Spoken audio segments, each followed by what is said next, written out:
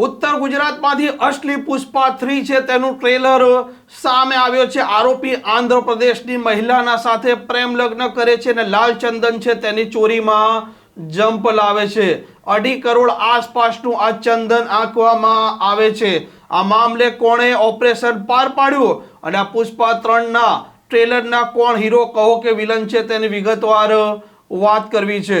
વૈષ્ણવજન તો તેને કહીએ જે પીડ પરાઈ જાનાને રે। નમસ્કાર, આપ જોઈ રહ્યા છો નવજીવન ન્યૂઝ અને હું છું આપની સાથે તોફિક ગાછી। આંધ્રપ્રદેશનું સંધુ પાદી સાની પાયા ફોરેસ્ટ રેન્જ છે તેમાંથી કરોડો રૂપિયાના લાલ ચંદનની ચોરી થઈ છે અને તે ગુજરાતના પાટણમાં પહોંચ્યું છે। આવી માહિતી હતી તિરુપતિ રેડ સેન્ડર્સ ટાસ્ક ફોર્સને અને ત્યારબાદ તે જિલ્લા પોલીસ વડા અને રેન્જ બોર્ડર આઈજી છે તેમને પત્ર લખે છે અને ત્યારબાદ પાટણની એલસીબી અને બાલીસણા પોલીસ છે તે આ મામલે તપાસ કરે છે અને 3 આરોપીઓને ઝડપી પણ લે છે। આ 3 આરોપીઓમાંથી એક આરોપી છે તેણે આંધ્રપ્રદેશની મહિલા સાથે પ્રેમ લગ્ન કર્યા હતા અને ત્યારબાદ તે લાલ ચંદનની તસ્કરીમાં જંપ લાવ્યું હતું। 4.5 ટન આસપાસનો માલ ગણવામાં આવે છે। 150 આસપાસ આ લાલ ચંદનના લાકડા છે અને 2.5 કરોડ આસપાસ તેની કિંમત અત્યારે આંકવામાં આવે છે।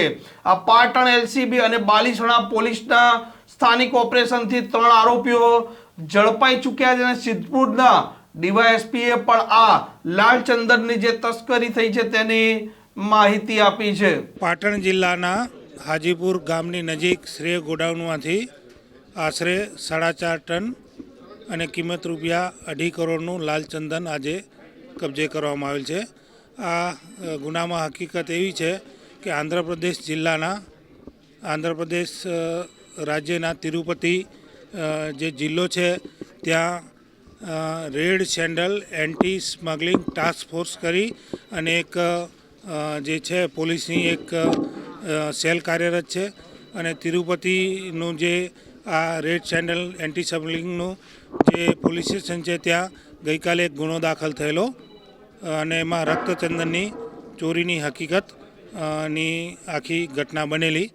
તો ત્યાં જે આરોપી પકડાયેલા છે એ આરોપીની પૂછપરછ દરમિયાન તેવી હકીકત આપેલ કે પાટણ ખાતે રહેતા પરેશ કાંતિજી ઠાકોર, મહેસાણા ખાતે રહેતા હંસરાજજી જોશી તેમજ ડીસા ખાતે રહેતા ઉત્તમચંદ સોની કે જે ત્યાં જે તિરુપતિ ખાતે ચંદન ચોરીનો ગુનો દાખલ થયેલો છે એ ચંદનની ચોરી કરી અને અહીંયા શ્રેય ખાતેના ગોડાઉન ખાતે લાવીને મૂકેલ છે। આવા ઇનપુટ છે કે આંધ્રપ્રદેશની પોલીસે આપણા બોર્ડર રેન્જના પોલીસ મહાનિરીક્ષક શ્રી ચિરાગ કોરડિયા સાહેબ અને પાટણ જિલ્લાના હાલના જે નવનિયુક્ત એસપી સાહેબ છે વસંતકુમાર નાઈ સાહેબ એમને આ હકીકત પત્ર મારફતે મોકલી આપેલ, જેથી પાટણ જિલ્લાના એસપી સાહેબે એલસીબીના પોલીસ ઇન્સ્પેક્ટર વી.આર. ચૌધરી સાહેબ, પીએસઆઈ આર.કે. પટેલ સાહેબ તથા બાલીસણાના પોલીસ ઇન્સ્પેક્ટર શ્રી વસાવા સાહેબને આ બાબતે તપાસ કરી અને કાયદેસર કરવાની સૂચના આપેલ, જેથી આ 3 અધિકારીઓ એલસીબી અને બાલીસણાની પોલીસ ટીમ આમાં કામે લાગેલ અને તેમણે ટેકનિકલ તેમજ હ્યુમન સોર્સિસ ના ઉપયોગ કરી અને આ 3 આરોપીઓની તપાસ કરી અને મળી આવતા તેમને બીએનએસની કલમ 35(1) જે મુજબ અટક કરી અને ચંદન ચોરી બાબતે પૂછતા આજે હાલમાં જે શ્રેય ગોડાઉન છે હાજીપુર નજીકનું જ્યાં કાર્યવાહી ચાલી રહી છે ત્યાંથી તેમણે એવું જણાવેલ કે આ ગોડાઉનમાં અમે જે આંધ્રપ્રદેશથી જે અમે રક્તચંદન લાવેલા છે આ જગ્યાએ રાખેલ છે। તો જે આ જગ્યાથી અત્યારે કુલ 4.5 ટન ચંદન કે જેના આશરે 150 જેટલા થડ મળી આવેલ છે અને જેની કિંમત 2.5 કરોડ જેટલી થાય છે।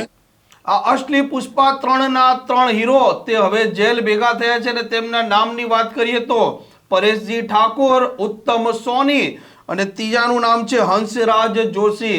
આ 3 આરોપીઓને દબોચી લેવામાં આવ્યા છે અને આંધ્રપ્રદેશની પોલીસ તેમને ત્યાં લઈ ગઈ છે અને આ મામલે તે તપાસ કરશે કે ભૂતકાળમાં આ લાલચંદનની ચોરીમાં તે સંકળાયેલા છે કે નથી સંકળાયેલા. સાથે આંધ્રપ્રદેશની પોલીસે એક સ્થાનિક વ્યક્તિ છે ત્યાં પણ તેની સંડોવણી સામે આવી છે અને તેની પણ ત્યાં ધરપકડ કરી છે.